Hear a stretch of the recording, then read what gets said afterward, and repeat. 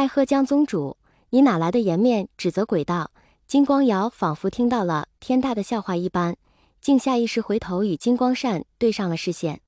金光善也是一副无语的表情，翻了一个大白眼。若不是魏无羡的鬼道，兰陵金氏连个眼神都不会给，更不会让江燕离入金家的门。你云梦江氏作为鬼道最大的受益者，你有何颜面说这句话？射日之争，你云梦江氏除了夷陵老祖这个战力，门中有多少弟子出过力？有几人去过前线？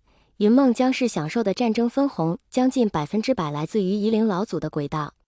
你云梦江氏从身无分文到空手起家到招兵买马，靠的就是夷陵老祖的轨道。甚至没有魏无羡，你那阿姐根本就入不了金家的大门。金光瑶算是发了狠，一针见血直接把江城整个人给否定了。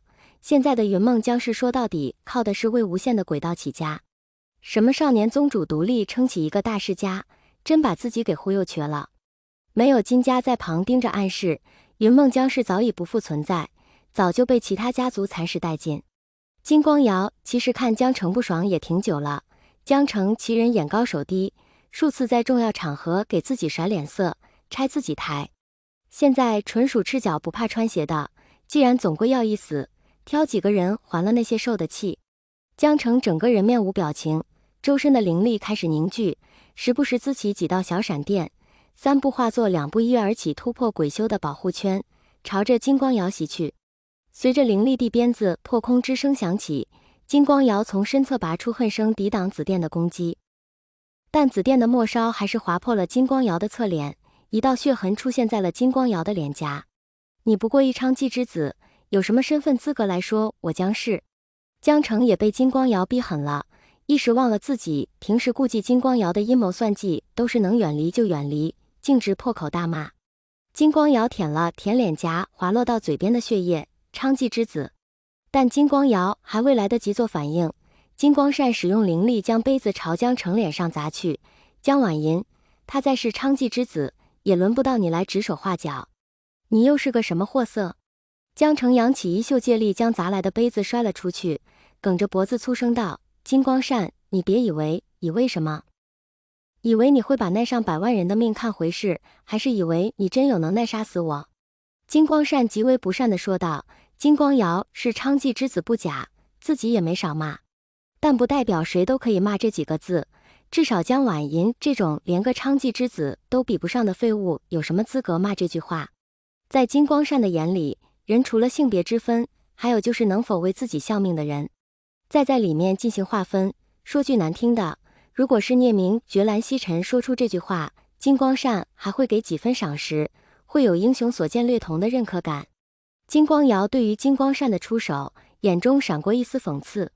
他可太明白金光善了，把名册摔着地上想要自己死的时候，就不可能为了自己出手。在金光善眼里，云梦江氏就是兰陵金氏的附属，根本就没有并排讲话的资格。之前秦苍叶断了他的命根子，又有附属家族陆续退出金家，以下犯上怕是很敏感吧？云梦江氏江婉银，金光瑶深深地看了他一眼，那几个字怕是背地里念过多次才会脱口而出吧？聂宗主、兰宗主，考虑的怎么样了？金光善重新拿了一个酒杯子，小酌了几口，对着姑苏兰氏和清河聂氏说道，丝毫没有提及在旁的云梦江氏。现在仙门百家几乎都在场，若只要金光善的命犹如探囊取物，可代价的怨气大爆发，谁也不敢去赌。如果夷陵老祖在此，控制怨气爆发还能有几分把握，可人都已经没了，想再多如果也没用。聂明觉对金光善的提议也很是不满，以天下人的命做赌注，从未见过如此厚颜无耻之人。一时间众人僵持在了练武场。我给你们时间考虑了，如果再继续沉默，我就默认你们选择后者了。金光善环顾了一下人群，略显焦躁的人群中，小星辰还是挺突出的。